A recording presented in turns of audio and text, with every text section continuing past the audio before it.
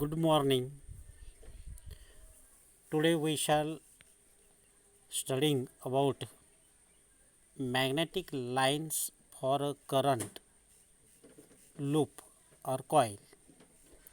In previously we discussed in this article below as like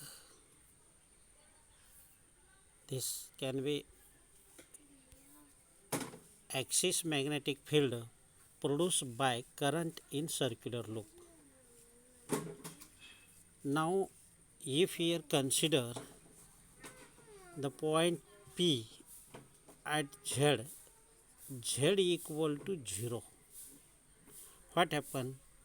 The point as placed on the origin, that is P equal to P on this origin on the center of the circle. Same manner we discussing in this today article. That article name is here given magnetic lines for a current loop. That means here given the value of Z equal to 0. Here given Z equal to 0. The point is situated at the center of the coil. Then the required equation can be right here. This required equation, this 4 number, Bz is equal to mu naught upon 2 I r square divided by in bracket r square plus z square whole bracket cube by 2. But in this case given the value of the z, z is 0. Put here 0, the value of z. So this equation can be becomes here Bz or B at center is equal to mu naught I r square upon 2 r square into 3 by 2. Here 2 are cancelled. Then we get the equation the magnetic field of induction at center of the coil here in this coil. Here B can be write as mu equal to I capital R divided by 2 R cube. Then in this above figure above expression shows R cube. Here also take R cube. बघा इथे R cube आहे, या ठिकाणी R cube R square आहे आणि खालचा हा R cube आहे. हा R square आणि R cube गेल्यानंतर यामध्ये एक R राहतो इथे, म्हणून खालच्या एक्सप्रेशनमध्ये B at center is equal to, how can write, mu naught I divided by 2R. थोडंसं इथे बघा या एक्सप्रेशनमध्ये थोडंसं प्रिंट मिस्टेक झालेलं आहे. इथे R स्क्वेअर पाहिजे होता, तर हे R स्क्वेअर आणि इथे R क्यूब यातला एक R राहिला, इथे राहिला आहे. इथे करेक्शन करायचं आहे तुम्हाला, थोडंसं R स्क्वेअर करायचं आहे.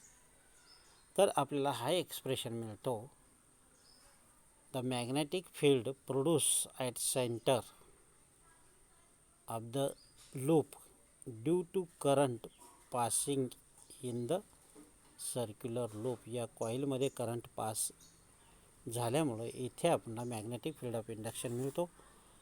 अँड दॅट्स लास्टली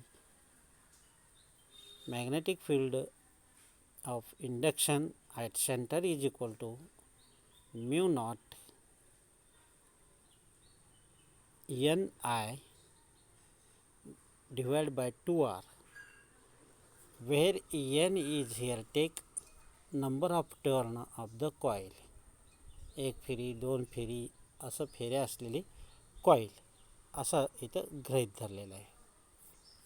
तर इथे आपल्याला एक्सप्रेशन काय मिळाला, mu naught capital N I divide by 2r असं मिळालेलं आहे. Next page. तर ते मॅग्नेटिक फील्ड ऑफ इंडक्शन कसे प्रोड्यूस होतात. आपण जी इथे कॉईल घेतलेली आहे, या कॉईलमधून मॅग्नेटिक फील्ड ऑफ इंडक्शन वर झेड ॲक्सिसने असे प्रोड्यूस होत आहेत. अशा टाईपचं मॅग्नेटिक फील्ड ऑफ इंडक्शन या डायरेक्शनने प्रोड्यूस होत आहेत. जेव्हा अँटी क्लॉकवाईज डायरेक्शन असतात त्यावेळेस, म्हणजे अशा टाईपचे magnetic field of induction produce होतात. आता या फेसला या ठिकाणी हे बाहेरच्या डायरेक्शन नाहीत, म्हणजेच इथे N पोल तयार होतो आणि खालच्या डायरेक्शनला म्हणजे त्या कॉईलच्या खालच्या बाजूला S पोल असा तयार होऊ शकतो. अशा टाईपचं इथे दोन पोल इथे तयार होत आहेत. इथे पहा दाखवलेलं आहे, magnetic lines of force directed outward direction, upward direction, because in this case the current is flow in anti-clockwise direction असे.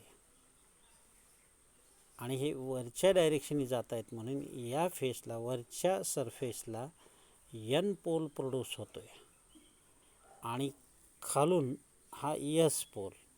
म्हणजे या सर्कलला दोन फेस असतील, upper face N pole, lower face S pole. तर अशा टाईपचे यांचे कॉईल देखील तयार होतात, असे मॅग्नेटिक फील्डचे असे गोल त्या डायरेक्शनने इकडे असे होत असतात. आता हेच आपल्याला एक फिगरनुसार, एका रूलनुसार आपल्याला दाखवता येतं. याच्या डायरेक्शन कसं लक्षात ठेवायचं, त्याचं नाव आहे राईट हँड थंब रूल, म्हणजे उजव्या हाताचा थंब रूल. इथे ही कॉईल, सर्क्युलर कॉईल दाखवलेली आहे, ज्यामध्ये की current I pass anti clockwise डायरेक्शनने होतो आहे. त्याच डायरेक्शनला असं त्या तारेला हात असा धरलेला आहे की आपला तळहात आणि बोट त्या तारेला चिटकून आहेत आणि थंब स्ट्रेचला अपवर्ड डायरेक्शन. म्हणजे ही करंटची डायरेक्शन आहे, हे बोटांची जी डायरेक्शन आहे हाताच्या, ते करंटची डायरेक्शन आहे आणि अपवर्ड जी डायरेक्शन आहे ती मॅग्नेटिक फील्ड ऑफ इंडक्शनची डायरेक्शन आहे. म्हणजेच right hand thumb rule gives the direction of current and magnetic field of induction in circular coil. अशा प्रकारे दाखवता येतं. त्यानंतर पुढे आणखीन एक एक्सप्रेशन दिलेलं आहे, circular loop carrying a current as a magnetic dipole. म्हणजे सर्क्युलर हेच एक्सप्रेशन, सर्क्युलर कॉईलमधून जो करंट जातो आहे त्याच्यामुळं आपल्याला त्या करंटमुळं मॅग्नेटिक डायपोल मिळत असतो, असं इथं सांगितलेलं आहे. आपण आत्ता बघितलेलं आहे डायपोल कसा मिळतो, N पोल अपवर्ड आणि S पोल डाऊनवर्ड असा मिळतो आहे. Next thing here taking, we know that the expression magnetic field at point P on the axis Z. आपण मोठा एक्सप्रेशन सुरुवातीला बघितलेला आहे आणि तो एक्सप्रेशन इथे आपण 4 नंबरला आपण त्याचं एक्सप्रेशन घेतलेलं आहे. ह्या ठिकाणी हा एक्सप्रेशन 4 नंबरचा. तर तो कसा काढलेला आहे, BZ equal to mu not I/R² divide by 2 in bracket Z² plus R² whole bracket cube by 2. मग in this case consider the z axis, that means the point P from the center of the circle is very high distance compared to the radius of the circular coil. That means the radius here can be negligible. या ठिकाणी जो आपण हा diagram घेतलेला आहे या एक्सप्रेशनमध्ये की हा झेड हा पॉईंट खूप अंतरावर आहे आणि या कंपेअरमध्ये, तर मग आर हा निग्लिजिबल म्हणूया. मग ओन्ली झेड ॲक्सिस आहे असं समजू. मग त्यानुसार आपण पुढचं एक्सप्रेशन काय येऊ शकतो ते पाहूया आपण. तर झेड ही किंमत ठेवून आरची किंमत निग्लेक्ट करून जर केलं तर आपल्याला काय मिळालं, B Z is equal to mu not I R square upon 2z square, त्याचा स्वतःचा झेड स्क्वेअर आणि ब्रॅकेटचा 3/2, म्हणजे इथे 2 2 कॅन्सल होतील आणि इथे झेड स्क्वेअर आपल्याला मिळणार आहे. पुढे त्याचं रिअरेंज करून इथे आपल्याला असं लिहिता येईल, in this case B Z is equal to mu not I R square upon 2z square into 3/2. आता इथे 2 2 कॅन्सल झाले. मग आपल्याला काय मिळणार आहे, इक्वेशन या ठिकाणी झेड स्क्वेअर मिळणार आहे, झेड क्यूब मिळणार आहे. मग झेड क्यूब मिळाल्यानंतर इथे आपण रिअरेंजिंग करूया. खालच्या एक्सप्रेशनमध्ये बघा, आपल्याला वरचं ह्याचं रिअरेंज केल्यानंतर हे 2 2 कॅन्सल झाल्यानंतर mu not I R square divide by 2z cube आहे. इथे 3 आहे हे लक्षात घ्या. आता याच एक्सप्रेशनला आपण पायने मल्टिपल आणि पायने डिवाइड केलं, तर त्याची रिअरेंजिंग केली. वरच्यामध्ये पाय आर स्क्वेअर याचा विचार केला आपण. पाय आर स्क्वेअर म्हणजे काय, area of the circular coil किंवा लूप किंवा एरिया ऑफ द सर्कल असा होतो. मग त्यानुसार आपण जे सर्क्युलर वायर घेतलेली आहे त्याचा एरिया कॅपिटल ए असं ठेवून इथे जर केलं तर हा expression we can write B Z is equal to mu not I A divide by 2 R cube आहे, झेड क्यूब आहे. म्हणजे इथे 2 वाटतोय तो 2 नसून क्यूब आहे, या ठिकाणचं करेक्शन आहे. मग in case also we know the product of current and area is the magnetic moment and which is given small M. मग या एक्सप्रेशनमध्ये काय ठेवायचं आहे, आय एची किंमत एम ठेवा. मग आपल्याला काय मिळतं, B Z is equal to mu not upon 2 into m by z cube.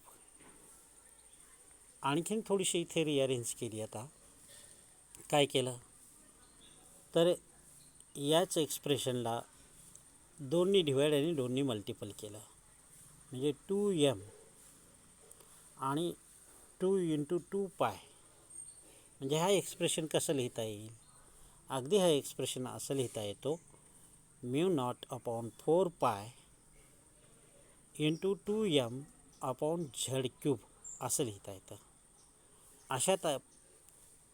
अशा पद्धतीनं आपण the value of B Z काढलेलं आहे.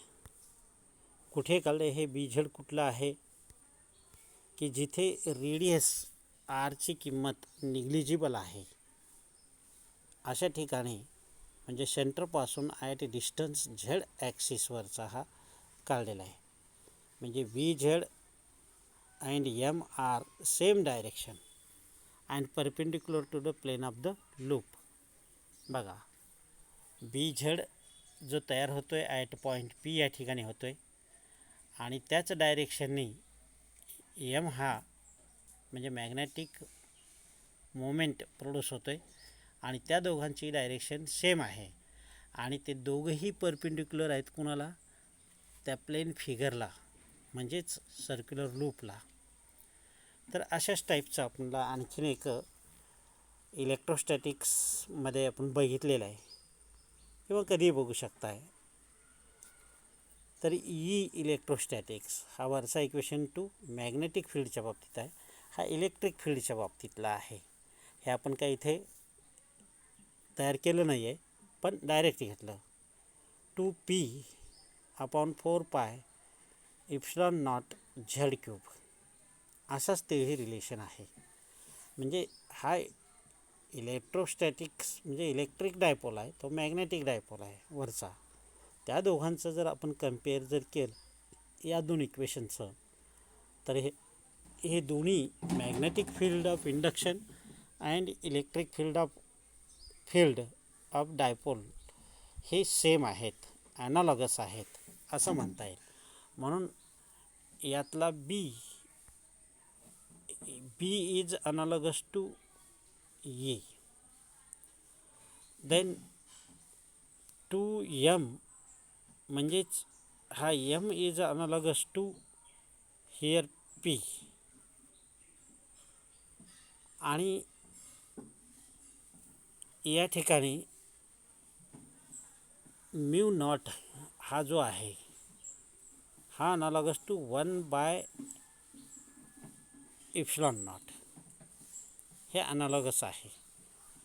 अशा टाईपचं हे मॅग्नेटिक फील्ड आणि इलेक्ट्रिक फील्डमधले डायपोल हे सेम आहेत.